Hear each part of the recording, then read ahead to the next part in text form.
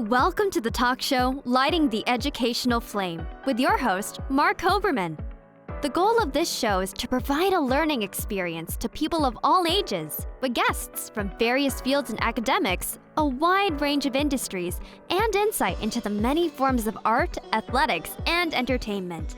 We hope you enjoy the show. Our guest today is Congressman Dennis Kucinich, who talks about politics and his book, The Division of Light and Power.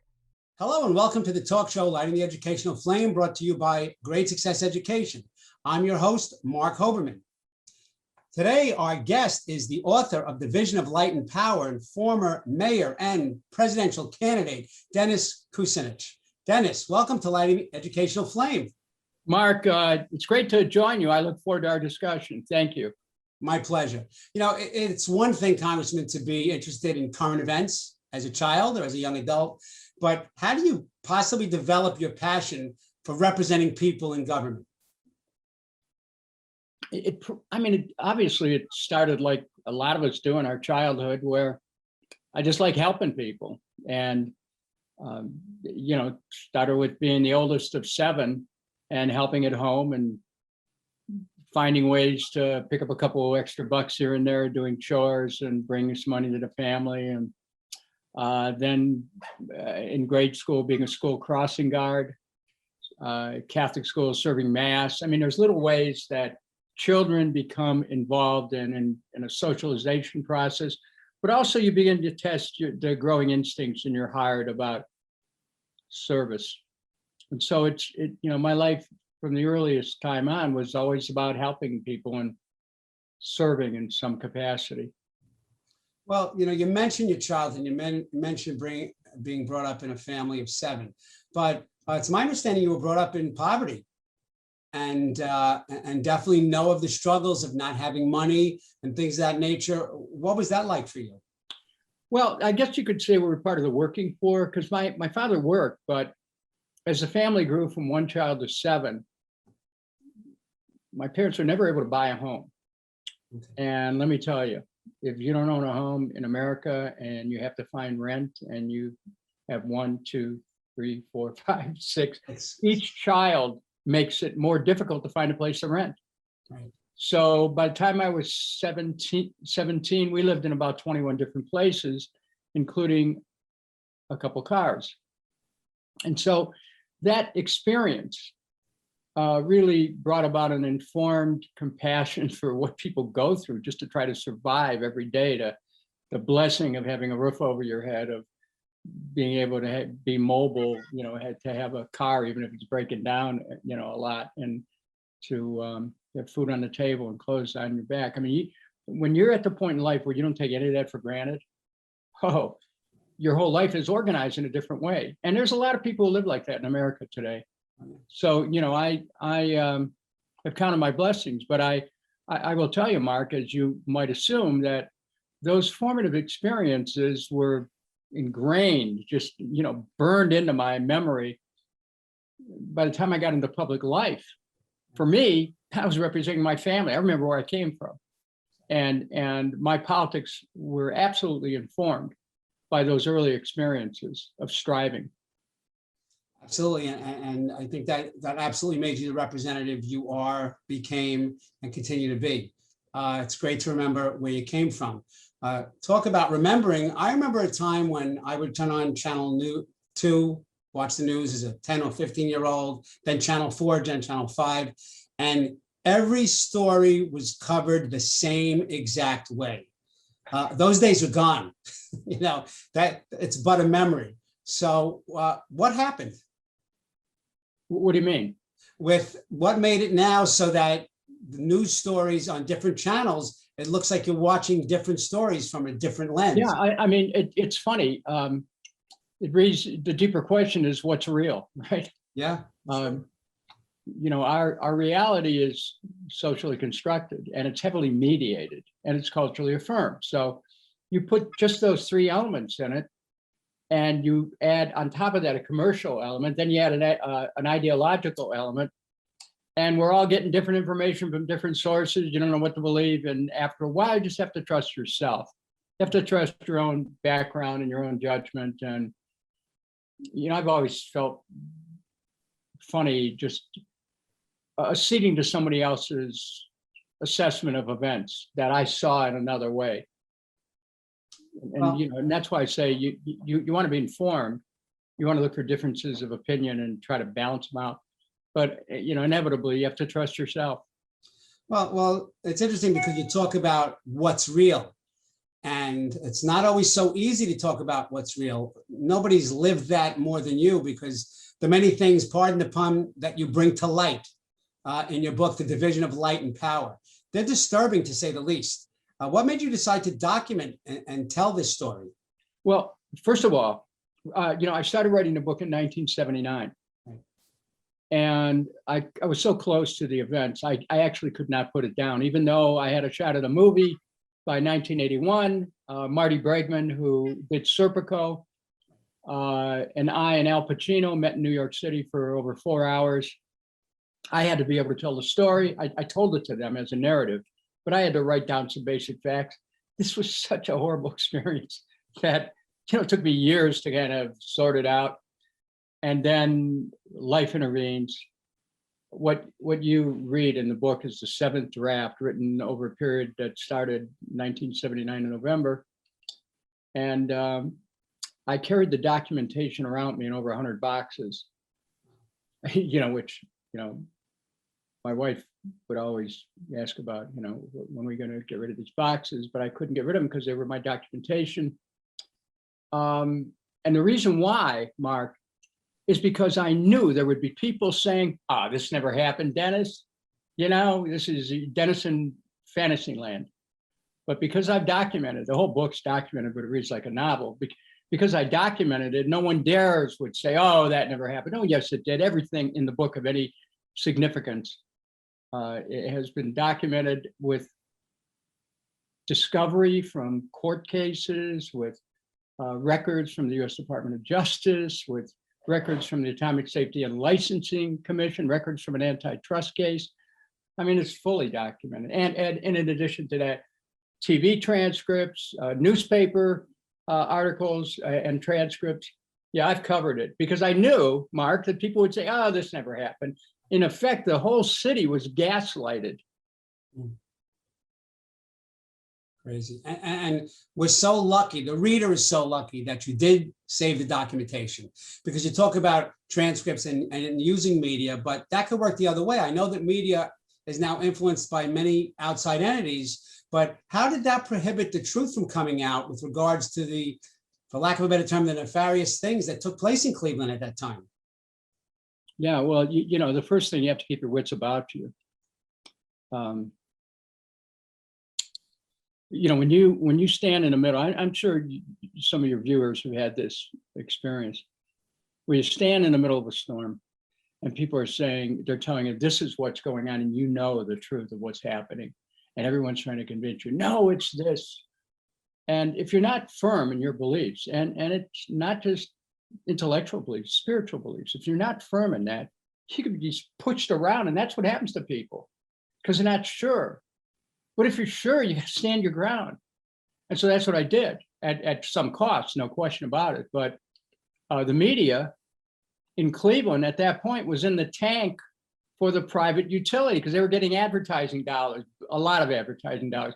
So the private utility was even sending editorials over to media outlets and getting them printed or broadcast verbatim. So the media was like an arm of the private, very wealthy private utility. And so I was taking this on, and people were saying, Dennis, you're way off base. You don't know what you're talking about. The city, they constructed a scenario where the city even sold our electric system. They sold the system.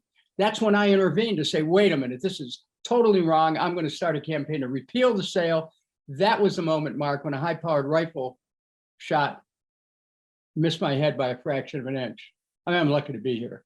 So, and then the rest of the story includes a mob-directed assassination plot that was tied directly to saving our municipal electric system and stopping the takeover by a utility monopoly and their bank partners.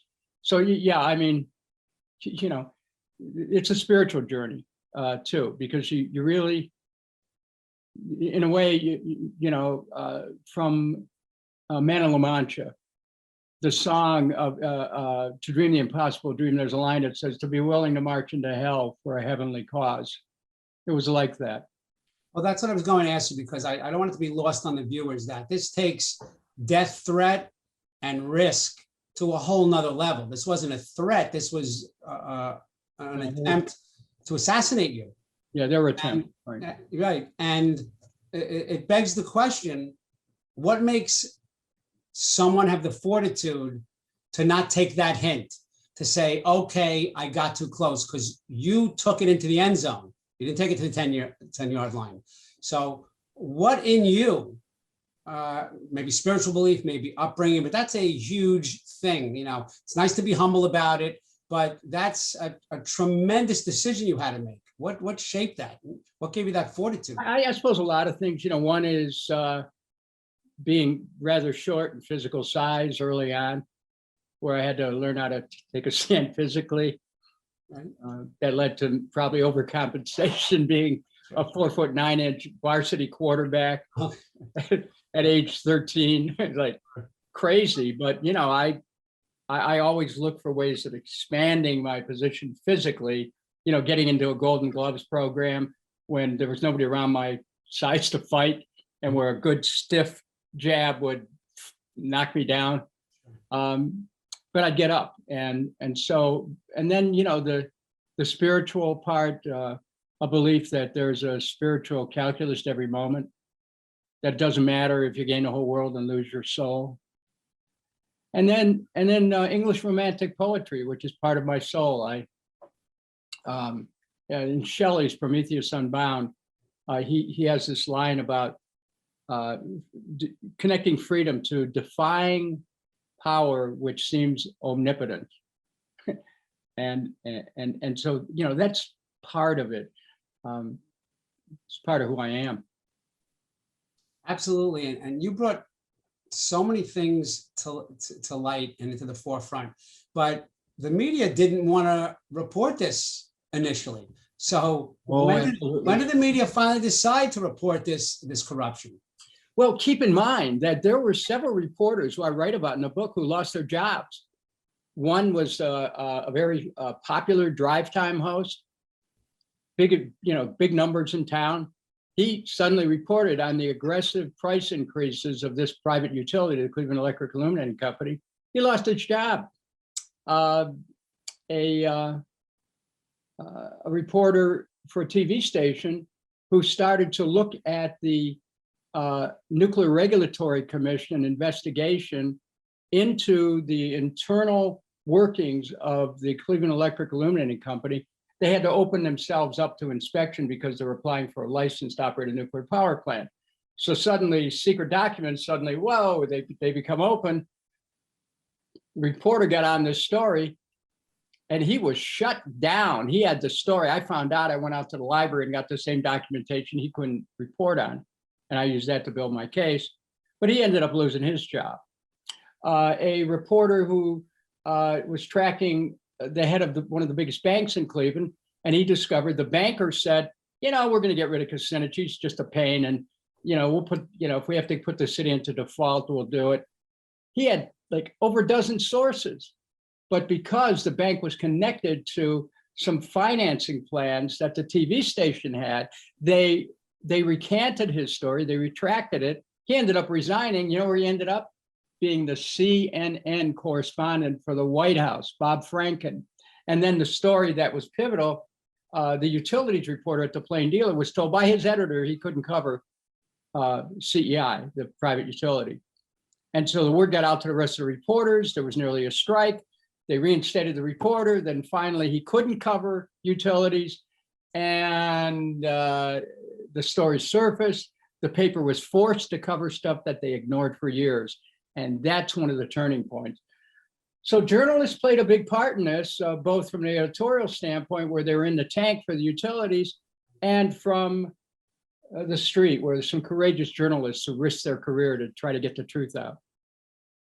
Gotcha. And there were definitely attempts also to keep you quiet. Weren't there some monetary situations going on where they tried to keep you quiet, which is another thing that whets the appetite of lots of people. Another step of Well, fortitude. yeah, but you know what, Mark? I mean, if you don't want anything material in life, I mean, we all, are involved in various businesses and stuff, but I don't need anything material to fill a hole in my soul. When you go into politics and people start offering you this and that, who cares? I never cared about that. Right. There wasn't anything anybody could do for me personally. And if they tried to offer it, I am not interested, again, that moral calculus. Yeah. So yeah, when I started helping somebody who was running for mayor, some guy walks into the campaign office with a suitcase full of cash. And I'm looking, he opens it up, props the lid, I'm looking, whoa, I've never seen this before. But, politics, in some cases, it still happens. But I'm not interested in that. I don't, so if you can't be bought and you can't be bossed, what do you do? It's a compelling story. And how did the situation in Cleveland impact public utility regulation and deregulation today?